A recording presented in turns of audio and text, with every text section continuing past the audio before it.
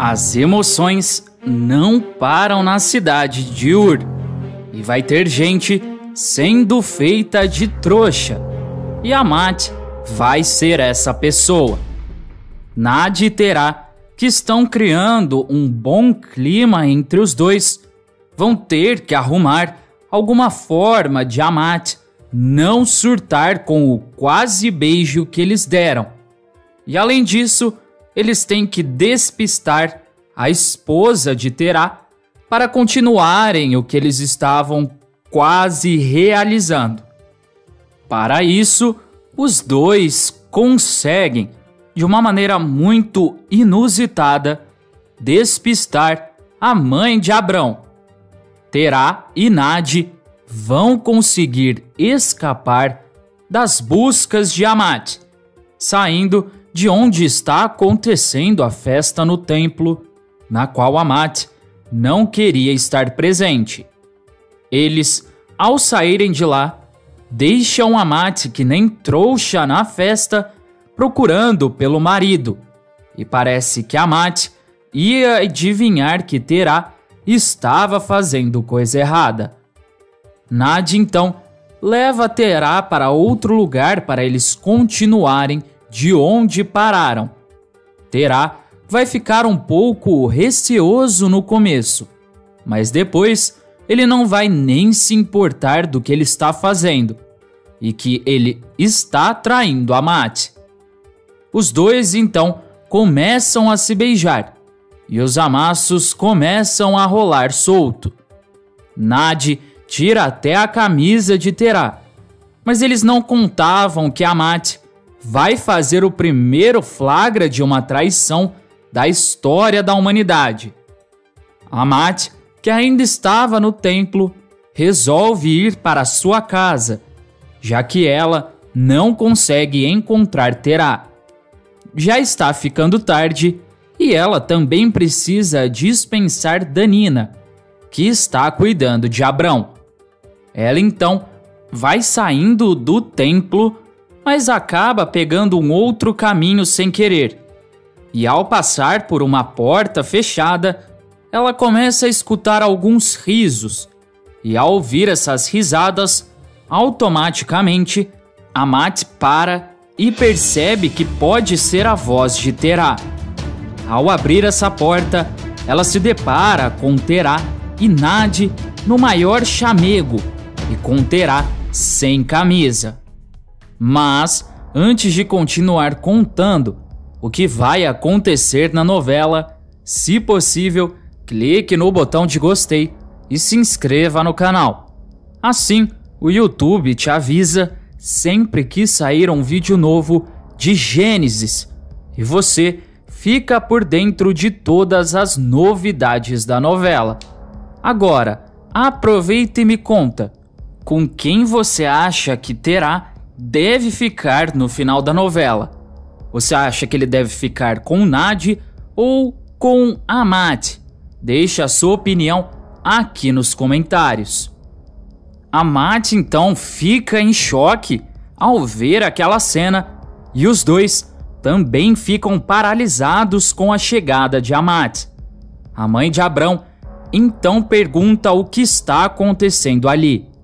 Terá diz que ele pode explicar, mas Amat nem deixa ele falar mais nada e dá um tapa na cara dele e logo após isso vai enfrentar Nad. Ela então diz que estava confiando na sacerdotisa e que na verdade todo aquele suporte que Nad estava querendo dar para ela e para Abrão quando eles foram atacados era para na verdade se fazer de boa moça, manter as inimigas por perto e roubar o marido dela. Nad pede calma e diz que ela não está roubando o marido de ninguém e que em Ur é muito comum os homens terem mais de uma esposa. Amat, brava, diz que isso não interessa e que nem ela e nem Terá são de Ur e além disso eles não são adeptos aos deuses deles e nem aos costumes deles. Nad diz que, pelo que ela estava conversando com Terá, as coisas não estão bem assim. Amat dá um tapa na cara de Nadi e manda ela lavar a boca para falar do marido dela. Nadi, para provocar Amat, diz que daqui a um tempo não será mais só dela. Amat então perde a paciência, voa para cima de Nadi. As duas caem no chão e vão rolando e se estapeando. Terá então resolve apartar a briga. As duas parecem se acalmar e também se recompor. E Terá diz para sua esposa que eles vão conversar isso em casa. Nadi diz para eles irem logo porque ela não pode voltar tarde para o templo. Mas Terá corta o barato dela dizendo que vai só ele e Amat. Os dois então já aparecem em sua casa e Amat ainda parece nervosa, mas Terá até que fica bem tranquilo com a situação. Amat então pergunta como ele pôde. Terá diz que isso não é nenhum bicho de 7 cabeças. Amat pergunta como não e diz que Terá prometeu para ela que eles não iam mudar em nada indo para aquela cidade, mas que Terá se esqueceu do objetivo principal, que eles foram buscar em Ur. Terá diz que ele não se esqueceu e que ele conseguiu dar um conforto maior para Amat e para Abrão. Amat, então, diz que não é só porque ele conseguiu o objetivo que ele vai se esquecer de tudo que ele passou antes. Terá diz que é claro que não, e que ele só está se adaptando ao lugar que eles estão. Mas Amat interrompe ele e diz que ele não precisa disso. Terá então fica em silêncio e Amat pergunta o que está faltando para Terá. Ela ainda diz que deu um filho a ele, deu amor, carinho, suporte. Terá diz que não está faltando nada e que ele só está amadurecendo. Amat diz que para ela isso é uma mudança. Ela então diz que não sabe se quer continuar casada com um homem que vai atrás de outra para se satisfazer, mesmo tendo mulher e filho em casa. Terá pergunta o que ela está querendo insinuar. Amat diz que é melhor eles darem um tempo por enquanto. Terá pergunta se ela tem certeza disso, e Amat diz que é absoluta.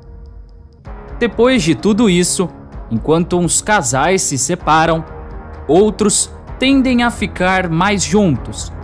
Esse casal vai ser, por incrível que pareça, Enlila e o rei Ibsin, por um detalhe muito curioso. Kala, a segunda esposa do rei, vai ser sepultada, já que acharam o corpo dela.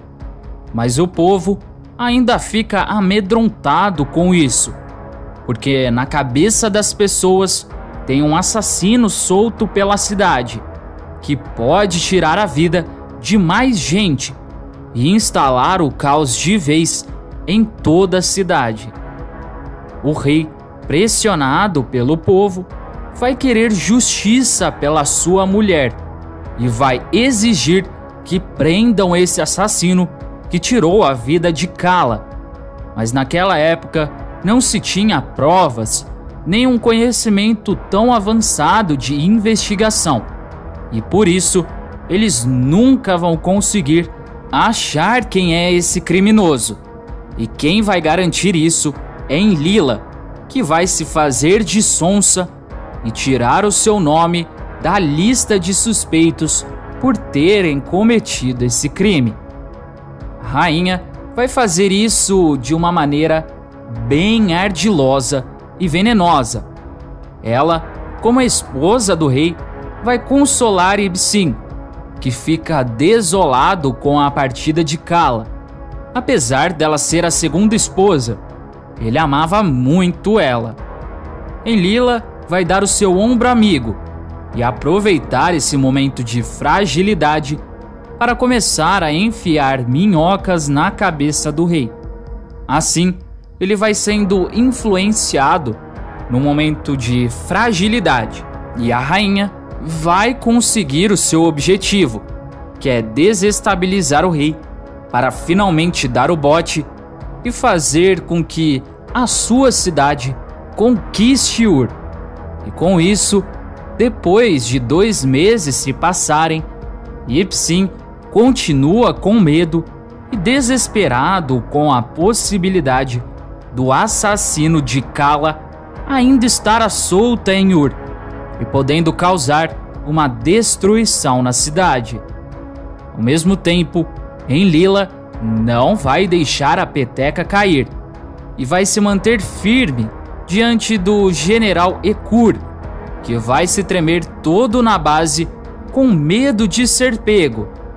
Mas Enlila não vai deixar isso acontecer e vai fazer ele ficar bem comportado e de bico calado, para que nada do que ele saiba sobre os crimes que Enlila vem cometendo seja vazado. O rei vai continuar com a sua paranoia de achar de qualquer jeito esse criminoso, mas mal sabia ele que o verdadeiro criminoso estava na verdade consolando ele. Mas ele ainda nunca vai desconfiar disso, ainda mais agora que Enlila vai ter a distração perfeita para tirar os holofotes de cima dela. Em um belo dia, ela vai chegar até os aposentos do rei, que vai estar irritado com ela, como sempre. Ela vai pedir para ele guardar as pedras, porque ela foi em missão de paz, e que foi só dar um recado muito importante para ele. Ibsen diz que ela pode dar o recado e sair logo depois disso. Enlila diz que com essa educação, é claro que ela fará isso com muito gosto. Ibsen diz que ele é o rei e que ele não tem obrigação nenhuma de falar com educação com alguém. Enlila então, sem paciência, joga na lata que ela está grávida. Ibsen vai entrar em choque e Enlila vai ficar esperando uma reação dele. Ibsen então vai ficar quase emocionado e diz que ela vai dar para ele o primogênito de Ur.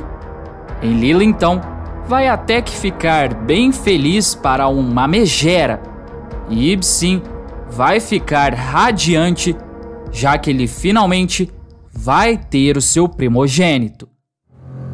Além disso tudo, Terá vai enfrentar uma difícil batalha com o sumo sacerdote Kisari.